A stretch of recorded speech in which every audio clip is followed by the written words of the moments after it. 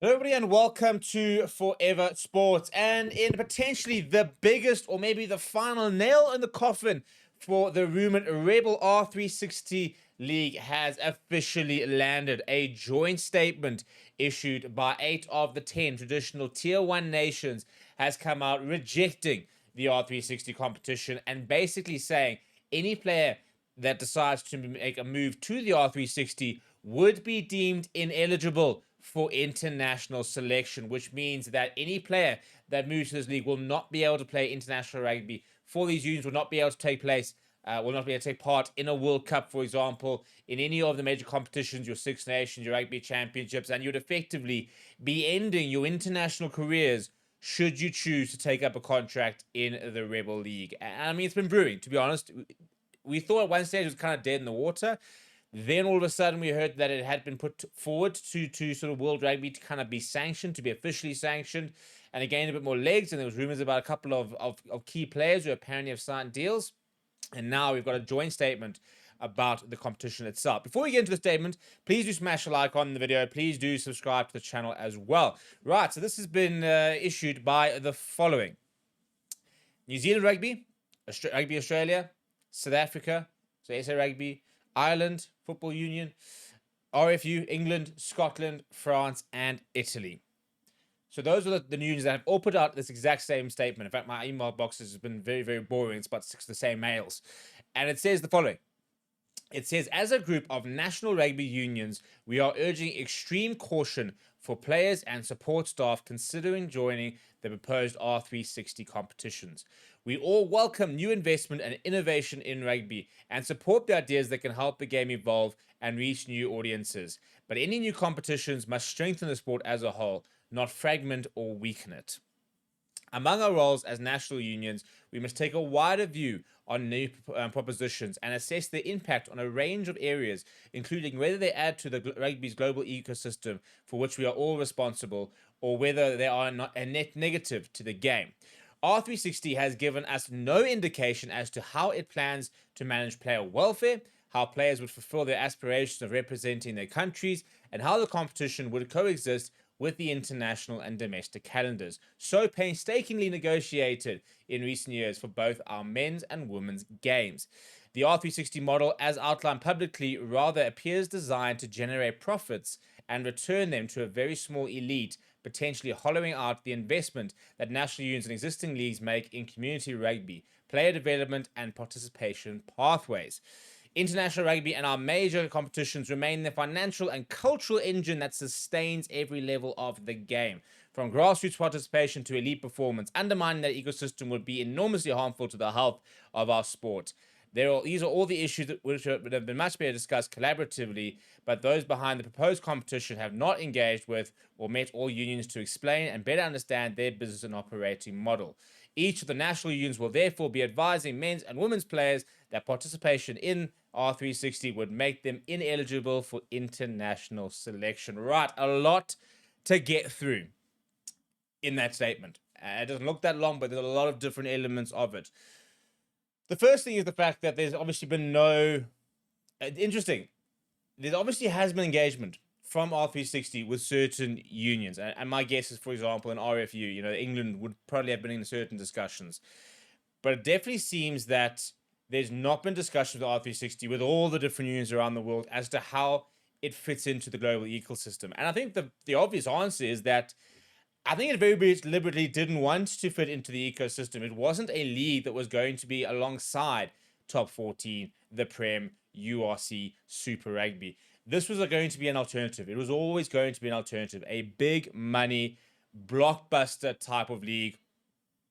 Best players in the world, fewer games in a year, iconic stadiums, more neutral venues type of thing. And that was kind of the whole concept of it. It wasn't going to be, a add-on to a top 14. It was essentially going to replace for players, this option. And that obviously, as a national union, raised a lot of red flags because all of a sudden you're going to now have your league weakened. And at the end of the day, and you're going to have to basically almost concede that you will be a tier 2 competition, in very commas, because this is going to be now the global big competition, and you're not going to have any sort of say in it. You're not going to be like, for example, you look at an SA Rugby, they are a member of the URC now, a full member, which means they have voting rights. They can decide how this competition looks, how they fit into it, how it benefits them. Whereas they would have absolutely no say in the R360 whatsoever. So they lose all that kind of leverage. They use the power to be able to shape a competition and a tournament in a way that promotes their game. And that's assuming, I mean, obviously, every sort of national union will have their own personal preferences and agendas, the likes of that. But even if we're looking at this completely objectively, that would be a big issue for them. The fact that they don't have control over how the league works, and at the end of the day, that's the big thing. They want to have that control. They want to make sure they are a decision maker in what they participate in.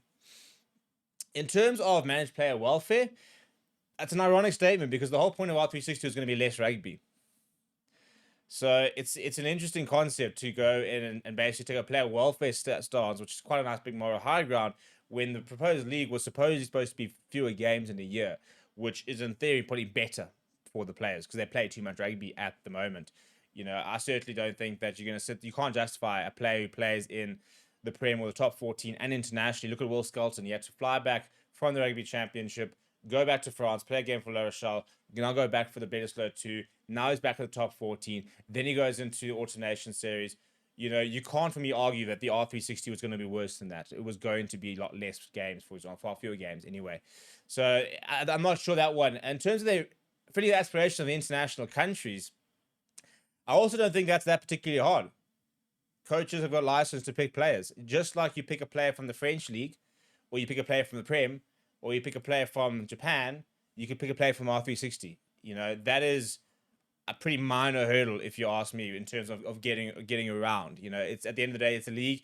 As coaches, you got to decide what that league means. I mean, in theory, there are players playing in Major League Rugby who are eligible to play for the Springboks and can go play for the Springboks.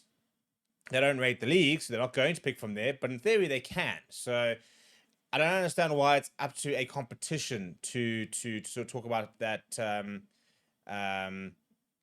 the selection. That their big thing probably would have been the timing, the calendar wise. With regards to will they break over Six Nations? Will they break over the Rugby Championship? Will they abide to the World Rugby windows? Which they would have to do.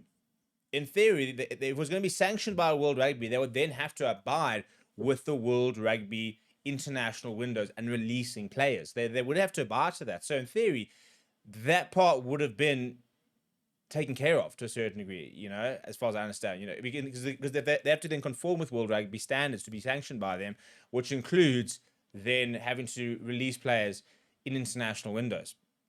So again, in terms of how players would fill the aspiration reps in their countries, I think it's quite simple. If Rusty wants to pick guys from R360, he picks guys from R360, and in theory, the league will be responsible with cooperating with World Rugby with regards to the rule, I think Rule 9 or whatever it is, international windows. So the big sort of question that they ask is then, do they add to the rugby's global ecosystem, or are they a net negative? And it's an interesting one. Rugby is desperate for money. And I think very importantly, the reason why we are not seeing two big unions, Wales and Argentina, is because they are desperate for money. At the end of the day, all these national unions are very selfish. So this derails the URC. This derails Super Rugby. This derails Top 14. This derails the Prem. This does not derail Welsh Rugby because it's already been derailed. To be honest, they might have actually been looking at this thinking maybe this is a savior.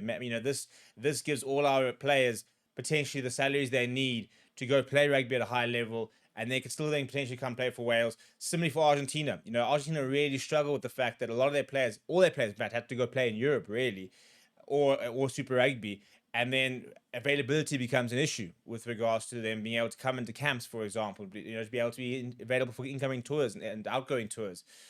So I think that's why you're not seeing Argentina in here. You're not seeing Wales because they might be looking at this thinking this is actually a big opportunity for us. This could actually help revolutionize our system. And that's why I believe those two particular national unions are not part of this joint statement, because I think they're sitting there saying this could actually potentially help us.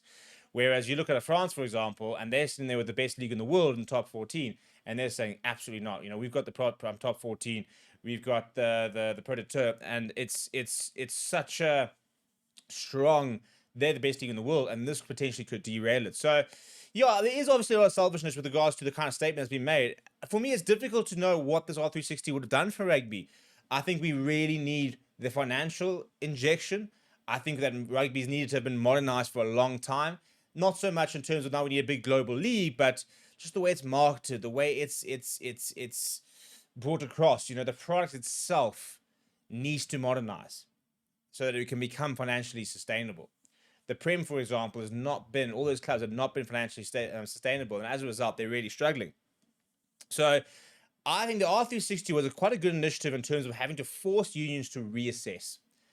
I think that there was obviously a lot of red flags with regards to it, and I think that a lot of them are very valid. I don't think that there is enough of a plan to sort of see how it actually is going to work. I think it was a lot of pie in the sky thinking, but it's always nice to have a kind of a rebel league, inverted commas, just rock the boat and get the unions to respond. So they have responded, and their initial response is basically, we don't want anything to do with it. If you go play it, you won't be eligible. But hopefully it does also create some introspective thinking about, well, this is on the cards. This is now inevitability.